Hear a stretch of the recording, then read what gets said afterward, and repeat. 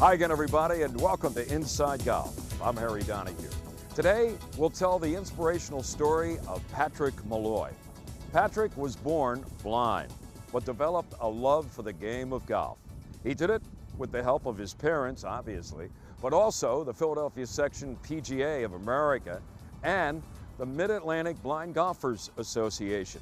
It's a story that is worth telling time after time because it involves a young blind man and the help he got to enjoy the game that he has come to love. The story of Patrick Molloy coming up next right here on Inside Golf. Inside Golf, presented by Destination Montco Golf.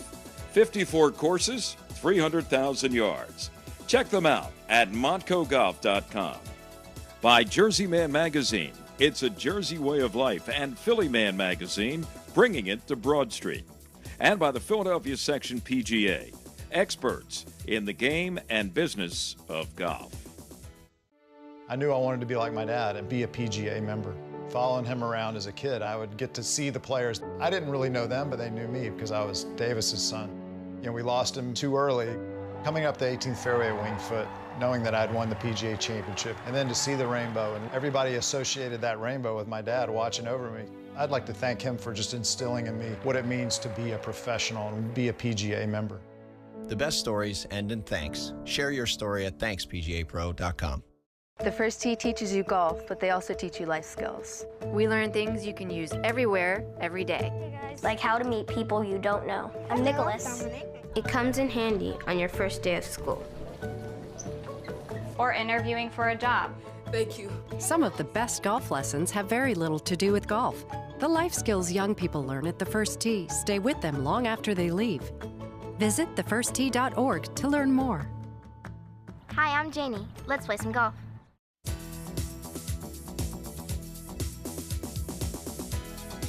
Welcome back to Inside Golf and the story of Patrick Molloy. It all begins with Patrick's association with Norman Kritz. Norman Kritz was the founder of the Mid-Atlantic Blind Golfers Association. In fact, Norman also developed a 9-hole chip and putt course at the Overbrook School for the Blind in Philadelphia. Patrick loves the game, and he also, through Norman, hooked up with some local Philadelphia Section PGA of America professionals. It's an amazing story with lessons for not just a blind golfer like Patrick Molloy, but lessons for us all. I met Norman Kritz when I was about 18 years old. I was an assistant golf professional at Pennsauken Country Club. Norman had come over, he had played at the golf course. I'd known him, but he came over one day and asked if I wouldn't mind helping with regripping some golf clubs for him for a junior program that he has for blind golfers. My first involvement with the Mid-Atlantic Blind Golf Association was about 19 years ago when I was doing a golf clinic at the Widener School in Philadelphia. I asked Gil to be a target so that children there who were physically and mentally challenged could see that a blind guy could hit the golf ball. We had an ongoing relationship, and he gave me a call and asked if our foundation with the section would help out with his junior golf program. And now we're 6 years later into a fantastic relationship with Norman and Gil and everybody at Mid-Atlantic Blind Golfers Association and their junior programs. And I remember discussing it with Al Balukas a number of times. He says that the idea is fantastic. He says if you take one child and it helps that one child, the whole program is worthwhile. My grandfather was one of those golfers who would be out there as early as you could open the course. Afterward, he would come to our house and tell stories from his round.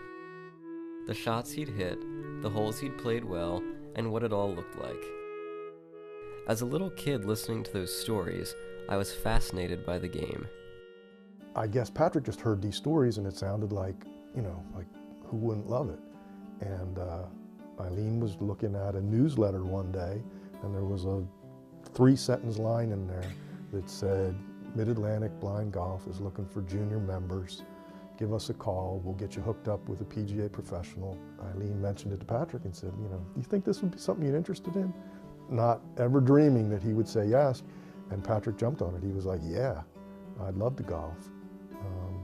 You called Norman Kritz. Norm and Gil were two of the first guys who really got me into golf. The two of them run the Mid-Atlantic Junior Blind Golf Association. I gave Patrick his first set of clubs in New Hope, Pennsylvania when he was, I think, 8.5 or 9 years old. I guess when he first started, he was a little hesitant about swinging because of his balance. But as his coach, who was a professional, worked with him constantly, I saw the improvement. And I would guess in 3 or 4 years, his swing reminded me of Phil Mickelson's swing. But he also has that same smile on his face.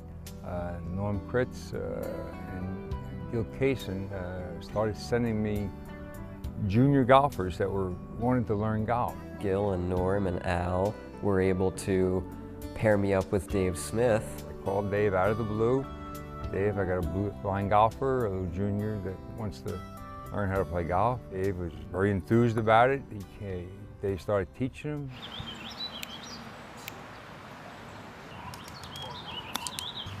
Now, you know, if you like him 5 feet, that ain't bad. His mom brought him over for the first lesson. It was stifling heat. It was like, I mean, it had to be like 95 degrees. In the shade. Yeah, in the shade, absolutely. And relatively, it had to be over 100. And I kept Patrick out there for 45 minutes trying to get him to chip this golf ball. And I said to myself, I don't think Eileen's ever bringing him back. He thought, oh, they're done. And Patrick was like, at the end, okay, what time next weekend? And we were there every weekend. We worked so hard. I said, I don't, you know, think this will continue. And to make a long story short, well, that was what, 12? How long ago was that? Yeah, 11, 12 years ago now. And then one day he puts them in a cart and says, okay, you know, this is real golf. This is what we've been working towards. And they go out there and Patrick gets stuck in a fairway trap. And I mean, and he is stuck. He's stuck like tin cup stuck, like one ball can't get out, another ball can't get out. You know, he's like on his 5th or 6th ball and I'm thinking, whoa. And Dave says to Patrick, you know, we don't have to do this. You know, we didn't really practice this. How about if we just take this ball out of here, throw it in the fairway and we'll finish the hole and, you know, it's good. And Patrick's like, no. He's like, I'm gonna be a golfer. I need to learn how to do this. Next one, he gets it out, puts it up into the fairway, right below the hole. I mean, it was like the perfect golf shot. And Patrick says, I knew I could do it. Later, I'm talking to Dave, and Dave said, you know, he taught me a lesson about perseverance, you know, about that he's got this drive and desire.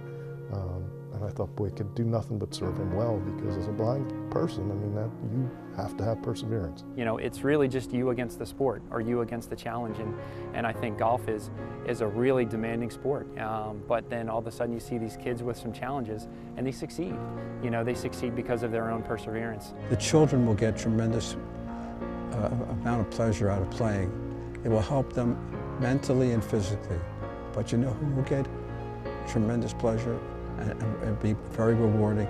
The parents themselves, to see their children participating like every other child, sighted or unsighted. I know myself, I know how I would feel, and I can tell you this, it's the most wonderful feeling you could possibly have.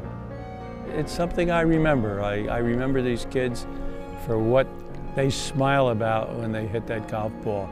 And then I look at the parents' face and it's the same smile. And it transfers to me. And I take it home with me every night. Stay with us, more to come here on Inside Golf on the story of Patrick Molloy and what he's doing to help other blind golfers. At the first tee, they're teaching us how to set goals. It doesn't matter how big or small they are. I want to break 80 someday. My goal is to go to college. Someday, I'm going to be the 4th female president of the United States. Maybe 5th. Some of the best golf lessons have very little to do with golf. The life skills young people learn at the first tee stay with them long after they leave. Visit thefirsttee.org to learn more. One of my goals is to get on TV. Check. Jersey Man and Philly Man magazine, published by former Eagles tight end Ken Dunek, is everything you want in a publication catering to men's interest. Enjoy articles on politics, business, the mob, wine, food, fitness, and travel. Written by the likes of George Anastasia, Bill Lyon, Sam Carchidi, and Mike Kern. Want to grow your business? Ask for information on our Legacy and Chairman Clubs. They meet regularly and can be a valuable tool for your company. Subscriptions are only $20 a year for 6 issues. They're available at Jersey Man golffanmagazine.com.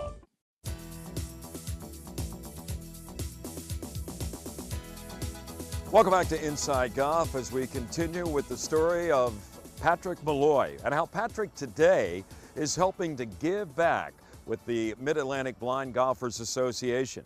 In fact, he's not only giving back, but he's also helping to teach the game to fellow blind golfers. I've found that the best way to overcome the misperceptions and misconceptions that others have is to always work hard, do my best, and prove that just because I can't see, I'm no less capable than anyone else. We've been out there on days when it's just really tough to swing a golf club, and you know, he'll say, oh, it was a tough round today, but it'll be better tomorrow, and he'll put that smile on his face and he'll go back out tomorrow. I think the sport of golf is a great one for blind people. There are going to be good days, and there are also going to be days when you'll feel like you've never had a club in your hands before. And I think so much of what you learn in golf, be that persistence or patience or optimism, you can just carry that through to your day-to-day life. It's a place that he's happy at. It's a place that he's able to be successful at. It's a place that he's able to teach other children and other people that he shouldn't be defined by his disability, that he should be judged on his talents. When you're practicing, start from where your ball is and walk off to the hole, and as you walk, count your steps. He is the pattern to follow. You know, he is the young man that's now come back and is now a mentor to the kids running through the program. He's taught golf in the inner city. He, brings many of the lessons from golf to life. Golf is a tough game. There's no question about that. And sometimes you'll be playing really well, and other times you'll be stuck in a sand trap or stuck on the edge of a creek, and you'll be hitting ball after ball and they won't be going where you want them. And most people would just give up. But the lesson to take away is, okay, this is difficult, but there is a way to overcome this. George is, in my eyes, the future of the Mid-Atlantic Junior Blind Golf Association. He's a young kid coming up from Camden who was injured by a stray bullet in a completely wrong place, wrong time shooting. I was walking next to the store and a guy came running out the alleyway with a gun, and somebody else was running away from him, and they told me to duck down and go somewhere. And so I looked towards the guy and he shot me in my temple. Oh, wow. And it came out my left eye. So often when we're out on the golf course, we have to play the ball where it lies, and that's going to be different depending on each of us where we put the ball with our last shot, and we're each going to be confronted by different challenges and obstacles. And I think that learning to persevere and learning to work through those challenges is crucial. I think it was one day I was sitting in my house, and my mom went to go open the door, and Mr. Norman was at my door, and he came out to my house and started talking about golf with me. We get the clubs, but the clubs are just not good for themselves. Norman takes the clubs, fits the child individually, and then cuts them down to fit each child that's in the program, so that they know that they have the proper clubs. And when they get older, he'll take the clubs that they have, give them to a smaller child, and give them new clubs when they get bigger. And I just remember as a little kid thinking, wow, this is the real deal. I'm gonna do something here. The thing that's so amazing is that I could see when I was younger, so I know what a golf course looks like.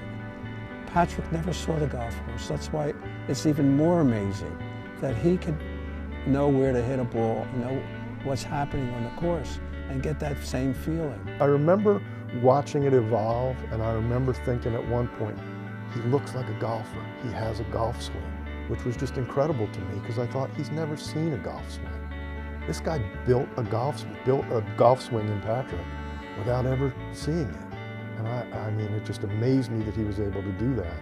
And the lessons that he's been able to pull out of golf have just been outstanding. My hopes are that Patrick is able to achieve whatever he would like to achieve. And I hope he can keep that smile on his face. I hope he can continue to be happy and be successful and do whatever he wants. If I could pick one of my favorite things from golf, I would say it's the sound. Whether it's the sound of a well-struck drive or the sound, this is my first favorite thing, is the sound of the ball when you've hit a long putt and it's quiet and you hear that little clink when it drops into the hole and you know that that was a well-struck putt and that you just finished up a great hole of golf. I think that's one of the great things about the game. He identifies himself as a golfer, and I see him as a golfer. When you see him out there, you see him making these shots and you think, I can't hit those. You know, he'll roll one up there and you think, you know, he's a golfer. He's just a golfer. It has nothing to do with blindness. The disability doesn't stop him. But it doesn't really stop him in most things that he wants to do. It doesn't define him. I think that it may be time to transition to a newer, bigger set, and I hope that I can maybe donate these back to you and you can give them to some young left-hander who's up and coming, because I think that these babies still probably have a few wins left in them. It's interesting that we started you when you were 9 years old. Yeah. And it took you 5 years to get your second set, and another 5 years you got your third set. Yeah. And I don't think you'll need a bigger set after this. The Mid-Atlantic Junior Blind Golf Association is a great, great program, and I really can't say enough about the opportunities that it has afforded not only me, but so many other young blind students in the area who are now being exposed to the game of golf and who are now realizing their full potential, not only as golfers, but also as people in general. Patrick, you're reaching out and you're a terrific example of what can be done. Thank you.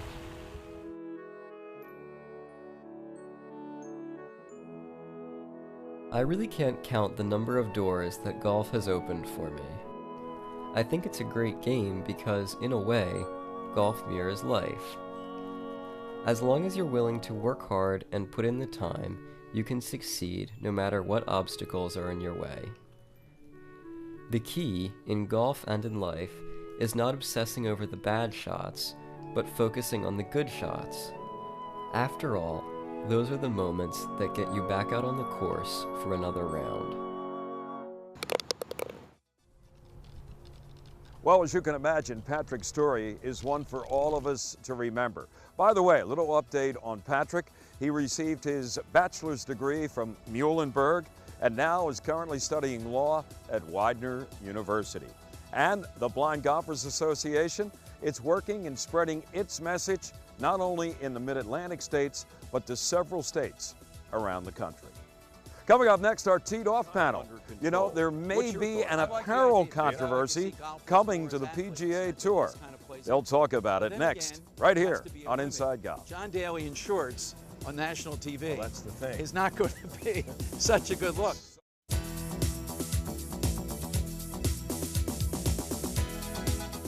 Welcome back. Inside Golf continues from the beautiful Valley Forge Casino Resort in King of Prussia. And it's time for our Teed Off panel. Today consisting of Mr. Ken Dunnick, former Eagle. Good to be here. Now the publisher of Philly Man. And go ahead. A little self-promotion. Folks, a little promotional shot Philly here. Man and Jersey Man. Yep, thank you. Ken is no stranger to Inside Golf. Also have Scott Riley, head professional at Philadelphia Country Club. Good to see you again, Scott. And Dom Giordano holds down the fort on Talk Radio 1210 WPHT every Monday through Friday from 9 a.m. to a little bit after 12 noon. Depending on tee times, right? Depending on, yeah, you could be anywhere on the East Coast by 2 o'clock. Exactly. Let's talk fashion. Fashion is a big part of golf. You as a head professional, you know what it's like. Your inventory goes off the mannequins and off the shelves quickly, I'm sure, when a new product line comes out. My son once told me, Dad, 98% of the game is how you look. That's right. Okay? In my case, then, I got no chance. But here's the deal. We've seen some new fashion trends. In fact, Scott, over in Europe, the European Tour has agreed to allow the touring pros, at least during practice rounds and pro-ams, to wear shorts. Yeah. That was something that never was considered among touring pros. Long pants at all times. Yeah. What's your feeling? Are they just catching up now with trends and say, hey, now's the time to do it? Yeah, I think they're trying to continue to allure the sport to people, and some people thought, I think, that, you know, hey, it's pants and it's just, you know, I have to maybe look like that. And I think that the more they can get some of the tour players to, you know, just look casual and look like the everyday golfer, it's going to help out. I mean, Europe definitely a little fashion forward. There's no doubt. We've seen some of the loud outfits, you know, come from some of the European players on our tour over here. But yeah, it's interesting. I always felt like maybe in the hotter climates, we might see that more. You know, if you're in Asia or somewhere like that, and the temperatures can be 100 degrees plus. But it's interesting because it's practice rounds, it's pro-ams. We don't really see that at all on TV. It's going to be interesting to think if it'll make its way here. They're inching toward it, but so far they're going to keep it kind of under control. What's your thought about it? I like the idea because I like to see golfers more as athletes, and I think this kind of plays into it. But then again, there has to be a limit. John Daly in shorts on national TV that's the thing. is not going to be such a good look. Somebody's got to tell them. Yeah, exactly. There have to be certain guys. Not a good idea. But I could see this, and Jordan Spieth is one of the guys leading this. I could see this as a coming trend, and I think people will like it. I don't think they think this is something that's inappropriate for golf. So you're in? You're in. Kenny? I'm all for it, but if you want to go the other way with this thing, think about the days back when Bobby Jones played where they actually had the tie on. And they're playing U.S. Opens in 100-degree weather, I'm assuming, back then. So, but hey, listen, whatever works, and we talked about demographics here. It's a younger demographic. We're trying to attract a younger demographic into golf, and the shorts thing might help. Not the hat on backwards, though. Any guy with the hat on backwards, I'm against that. That's and you would know more than anyone, Scott. I mean, there are certain dress code. Dress code, right? I mean, first of all, shorts can only be so many inches above the knee, right? Yeah. No cargo pants, or do you? We're no some cargo, clubs, yeah. you're no cargo. No cargo. The hat thing is, I mean, hats have to come off when you hit the parking lot, right? Which I agree. You know, I mean, golf is a different game. Now, if you want to start bending things a little bit in order to attract, where do you draw the line? You know. Do you have these among younger members? Do they want to turn the hats around or what? I don't think so much of that. I think there's a certain level of tradition that everybody loves. You talk about, you know, Mr. Jones and these people. So I do think when Thursday rolls around and I turn on CBS or the Golf Channel, I definitely want to see these guys in slacks, and I want them to look that part, and I want them to, you know, look, you know, like professionals that they are. Well, and it's not only for the golfers, the competitors, but at certain clubs, like Augusta, for instance, they all wear the same outfits, the caddies I'm talking about, right? With the white coveralls. Yeah, right. I mean, other tour events, they don't have that requirement. They'll wear the bibs with the sponsor's name on it, but they're wearing shorts and everything, showing off their calf muscles or whatever. Now, I'm assuming that technology has caught up with fashion, right? Because the pants that the pros wear actually are pretty well ventilated, aren't they? I mean, they breathe. Yeah, definitely. Yeah. There's, you know, you have anything from a poly plant to a, microfiber type pants, which definitely are lighter, a little bit of, breathability to them. I would have a khaki limit, though. The number of guys that can wear khakis on any one day. You know, if you're going to wear pants, let's branch it out. Just somebody's paying you to wear your clothes. What's with the khakis constantly? Big money. Exactly. Big money. You know, just for the record, Marty Hackle, who we all love, the fashion editor of Golf Digest, I ran into Marty a few weeks ago at the merchandise show in Orlando. I put the question to him. He had no problem with it. So if Marty Hackle has no problems with these guys wearing shorts, I'm sure it gets a pass. I mean, can you imagine the high tops with the shorts, the cargo shorts, and the hat turned around? It's coming. Dom? If they're paying you Not in our lifetime. No, I don't think so. Yeah. I think that has something to do with it, Scott. Yeah, I think that has a lot to do with it. Exactly. We'll be back. More of Inside Golf coming up in just a moment. The Valley Forge Casino Resort is the region's only full amenity gaming resort, and it's only seconds from the Pennsylvania Turnpike at King of Prussia. It features 600 slots, 50 table games, and there are nearly 500 guest rooms, plus 8 restaurants designed to meet all of your dining needs. So put the beautiful Valley Forge Casino Resort on your destination list.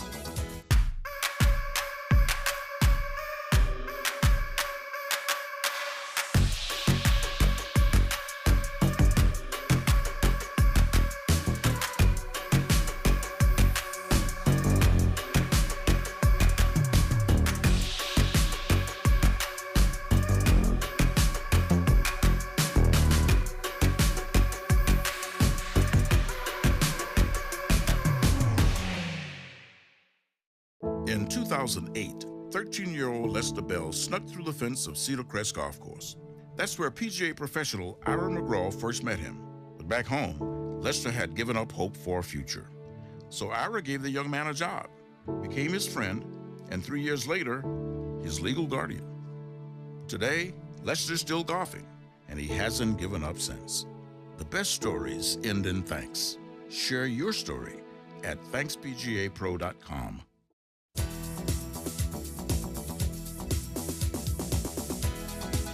Well, that's it for this week's edition of Inside Golf. Our thanks to Patrick Molloy for sharing his story and his love for the game of golf, to Norman Kritz and the Mid-Atlantic Blind Golfers Association, and the documentary produced by Steve McWilliams. Steve is with Mission Possible and is also the disability advocate at Villanova University. Remember, no matter how bad it's going for you out there, don't pick up and be inspired by the likes of Patrick Molloy. I'm Harry Donahue. See you next time right here on Inside Golf. Inside Golf, presented by Destination Montco Golf.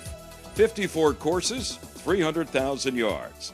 Check them out at montcogolf.com. By Jersey Man Magazine, it's a Jersey way of life, and Philly Man Magazine, bringing it to Broad Street. And by the Philadelphia Section PGA, experts in the game and business of golf.